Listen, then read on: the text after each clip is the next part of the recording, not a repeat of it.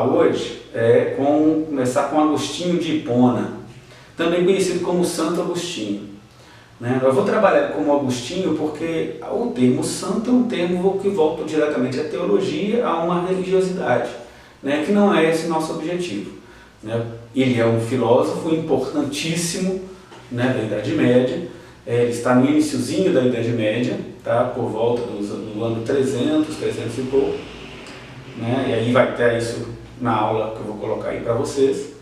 E a gente vai entender que Agostinho ele tem uma característica muito clara, que é o fruto dele conversar com Deus. Então nós vamos começar a tratar diretamente uma parte do livro Confissões dele, diretamente ao capítulo 11, o livro 11 das Confissões. E são confissões mesmo, vocês querem saber? Na verdade, ele conversa com Deus e conta a história dele. Ele foi um cara da pá virada, um jovem como qualquer outro da época, mas também que foi devasso, e ele conta isso aí diretamente na história dele. E chegou um momento que ele se converteu, e aí ele era muito inteligente, sempre foi muito inteligente, e aí com o tempo foi estudar retórica, aprender a falar, foi professor, e ele começou a escrever os livros. Nós vamos voltar a Confissões do livro 11. O que fala o livro 11? O livro 11, como ele conversa com Deus, ele começa com uma citação muito clara, como se estivesse brigando com ele.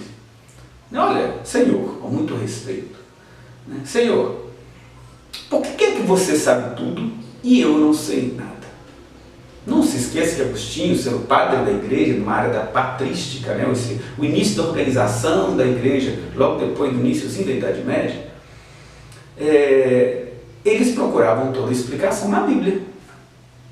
E aí, aqueles que conhecem um pouquinho, vão lembrar lá no Gênesis, a gente falou um pouquinho disso na hora da mitologia da criação, rapidamente, que o homem foi feito por Deus à imagem e semelhança. Ou seja, a gente pode entender a níveis gerais, Deus nos fez quase iguais. Né? Então, ele começa a conversar com ele, olha, se eu sou imagem e semelhança de Deus, por que você sabe tudo e eu não sei nada? Né? Ou seja, o que a gente pode perceber de Agostinho? É um pensamento que é profundo.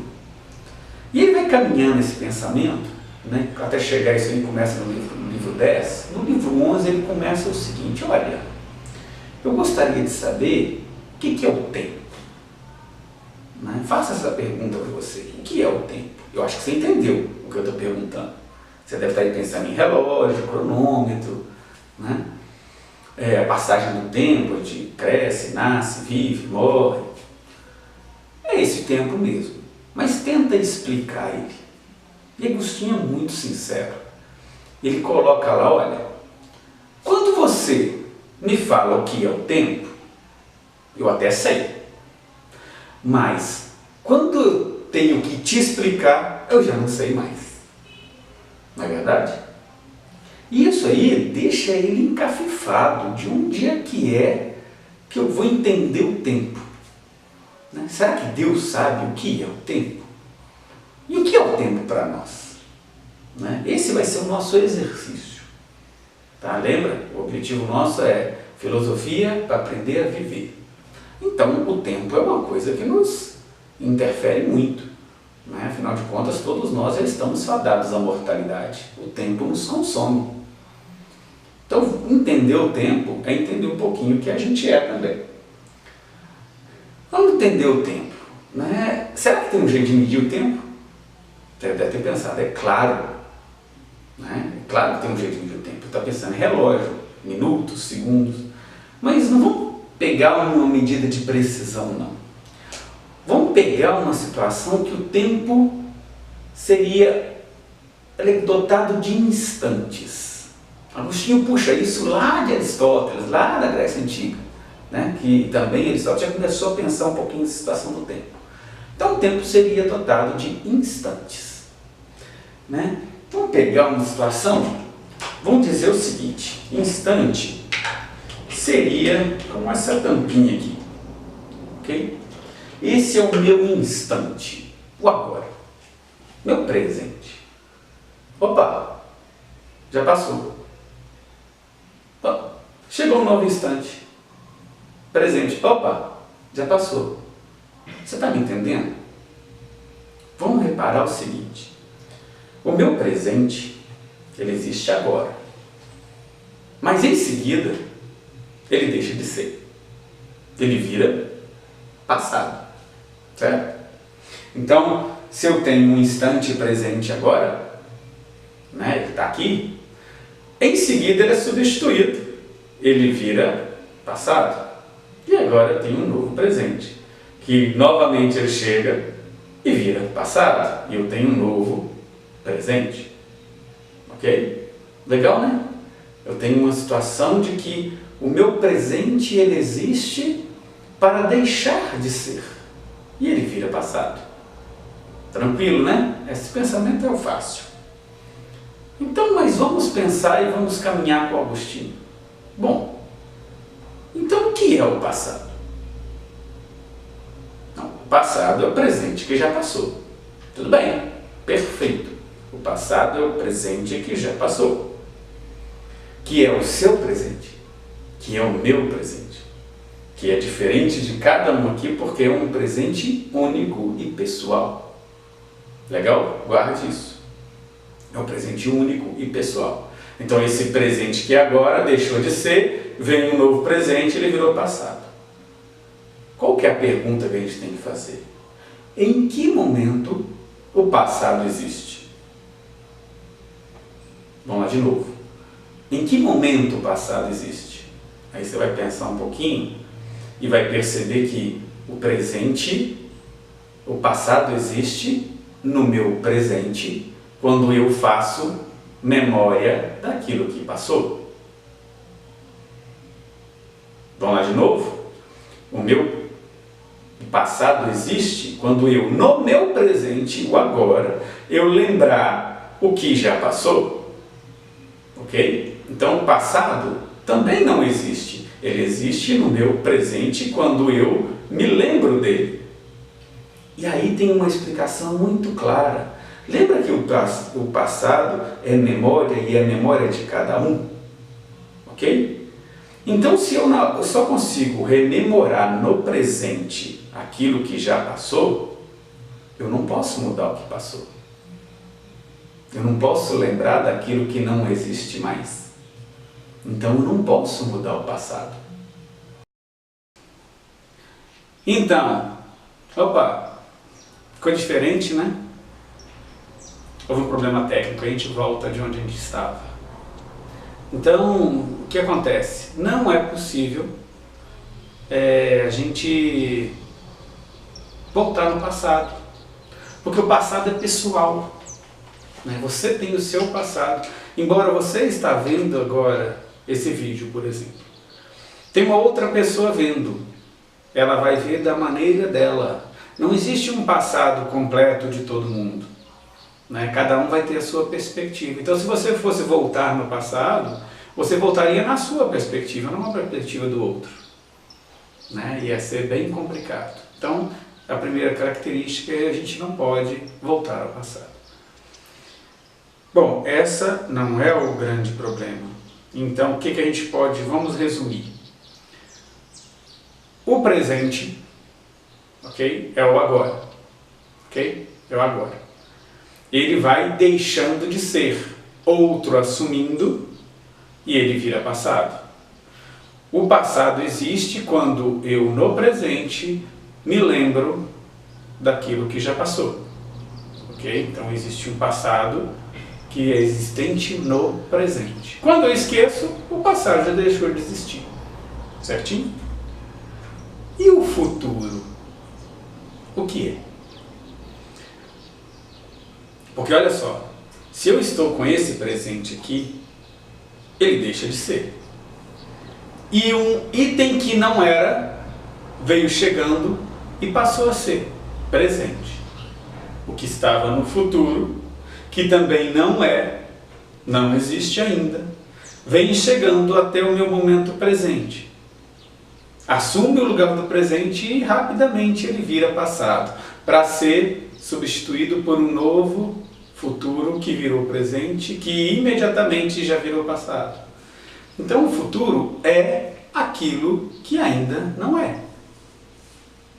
Mas ele existe? Em que momento que ele existe?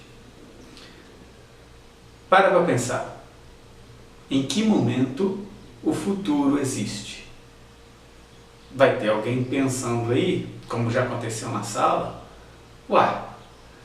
o presente passa, o futuro existe no meu presente quando eu planejo as coisas que ainda não são. Mas é certo que você vai concordar comigo que quando ele chega e assume o presente, ele assume do presente do jeito que ele é, e não do jeito que a gente gostaria que fosse, né? É o presente. Então o futuro também não existe, ele existe como expectativa daquilo que vai ser. Resumindo o pensamento de Agostinho, né, o que existe mesmo é um presente que rememora o passado e um presente que planeja o futuro que ainda não é. Um presente que tende o tempo inteiro a deixar de ser, para que se assuma algo que ainda não é e passe a ser aquele momento. É legal, né? Somente num pensador da Idade Média. Mas até aí fica muito bonito, fica um pouco confuso, mas ainda é um pensamento bonito. Mas vamos problematizar. O que nós vamos fazer aqui é uma experiência, não tende a ser verdade absoluta. Tá? Porque tem muitas coisas que podem ver, outras áreas do conhecimento que podem estudar, mas isso nos ajuda a ver as consequências do pensamento de Agostinho. Vocês conhecem a palavra déjà vu? Para alguns déjà vu, né? Déjà vu em francês, algo que eu já vi. Você já deve ter passado por isso, né? Na sala de aula foi um rebuliço, né? E todo mundo acaba passando por isso. O que é o déjà vu? Diriam algumas pessoas que o déjà vu é você sonhar em algum momento com alguma coisa e depois de um certo tempo você se depara no seu presente com aquela coisa acontecendo na sua frente. Nós não vamos entrar no lado da psicologia, ou da física, ou das consequências mentais da estrutura do cérebro, não. Vamos trabalhar em cima do senso comum, tá bom? Que seria isso, ou seja, eu sonhei com alguma coisa e essa coisa depois de um certo tempo ela aconteceu. Bom, vamos inserir isso dentro do pensamento do Agostinho. O que acontece? Vamos lá, vamos dizer que hoje à noite você vai dormir e vai sonhar. Você está no presente agora. Mas vai ser um sonho diferente. Esse sonho tem cheiro, lugar, pessoas, falas, momentos específicos, capacidade de luz, que não se sabe porquê, isso fica guardado na sua memória. Em um lugar que eu acabo acessando depois. Tá? Ou seja, naquele presente, na hora do sonho, ele deixou de ser, virou passado. Okay? E assumiram outros instantes de presente. Isso foi passando. Em algum momento, acontece alguma coisa no seu presente que sua memória é acessada e ela faz a associação de tudo aquilo que você sonhou num passado que você sabe que é passado. Não é uma percepção que eu acho, tá? É diferente do eu acho, é quando você percebe por várias outras situações. E aquilo acontece na sua frente. Como é que isso aí interfere a ideia do Agostinho? Então, o futuro já estava determinado? Entenderam a questão? Você quer que a gente volte? Então, o déjà vu é algo que você pensou e sonhou, foi guardado na memória. O tempo foi passando, foi chegando, e em algum momento aquilo chegou para você e você percebe.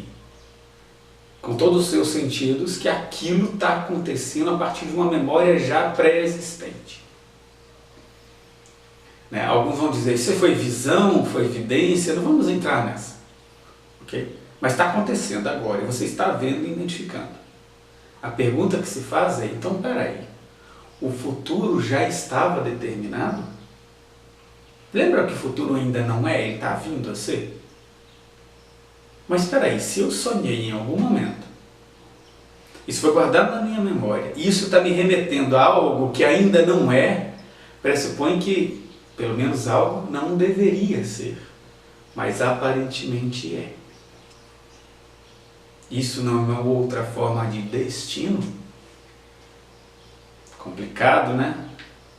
Então, será que tudo que te acontece comigo, independente da minha ação, ela já está determinada? E ela chega para mim? Muito complicado. Lembra que agora eu estou na Idade Média? Na construção de toda uma religiosidade, de toda uma estrutura religiosa, espiritual e tal do ser humano? Então essa ideia do Agostinho agora de pensar o tempo, ela é muito importante. Porque no final das contas ela está questionando a pessoa que ele está conversando, que é Deus. Porque, lembra que para ser Deus tem que ter 3 características? Onisciência, ou seja, conhecer tudo. Onipotência, fazer tudo o que desejar. Onipotência, onipresença e onipresença, ou seja, estar em tudo e em todas as coisas. Então, se ele conhece tudo, ele já sabe presente, passado e futuro, então o futuro já está determinado? É um problema enorme. Porque se você responde que não, então Deus não é onisciente. Ele não sabe de tudo. Nós estamos caminhando para algo que a gente não sabe. Se ele é onisciente, já sabe que tudo que vai acontecer, qual que é o problema? Tudo já está determinado, não importa o que você faça, o que você seja, já está determinado o seu futuro. E isso aí envolve várias religiosidades que nós não vamos entrar aqui, tá? Mas existem grandes diferenças nesse ponto. Tá? De que Agostinho começou essa discussão. Mas aí eu acabei jogando vocês num atoleiro que eu tenho que tirar. Vamos pensar o seguinte, para a gente finalizar essa parte, essa aula, para que a gente possa depois caminhar com Agostinho de novo em outra situação. Vamos dizer que você tem a oportunidade de vivenciar um déjà vu, mas agora com esse conhecimento. Né? Então está acontecendo o déjà vu agora, nesse momento, com você. O déjà vu tem algumas características específicas, porque enquanto aquilo está acontecendo com você, você tem vislumbres de décimos, de milésimos de segundo, de algo que ainda vai ser. Se você está conversando com uma pessoa, você sabe as palavras que ela vai te dizer, o movimento que ela vai fazer. Será que nesse momento você não teria uma oportunidade para verificar se realmente existe predestinação ou não, ou se você tem liberdade sobre o seu futuro ou não? Como é que seria isso? Isso é muito fácil. Se você tiver a oportunidade de testar, porque se você já sente o que vai acontecer depois a partir daquilo que você rememora, se você mudar, você vai ter essa resposta. Exemplo, se você mudar uma fala, uma atitude, ou ficar em silêncio ou falar, e a ação que estava na sua memória continuar como se você não tivesse mudado, aí a predestinação é verdadeira. Pensamento de Agostinho, hein? Tem outras coisas envolvidas nisso aí. Se você mudar e aquele déjà vu que você estava tendo, ele mudar o final dele, que é aquilo que você já sabia que ia acontecer, que estava na sua memória, que era assim que seria o caminhar, então você tem o seu destino na sua mão. Você tem o livre-arbítrio e o seu futuro não está escrito. Esse é um exercício, né, que eu convido você a fazer, né, para a gente experimentar essa ideia do Agostinho. Não tenham medo. Né, e isso leva a vários outros problemas que nós vamos começar a trabalhar na próxima aula, né, que esse pensamento de Agostinho, com respeito a essa predestinação ou não, é essencial, é a fonte de um outro livro para ele. Mas isso é assunto para outra aula. Né? Espero que você faça boas reflexões, né, e desenvolva esse pensamento. Vamos caminhar juntos. Até a próxima.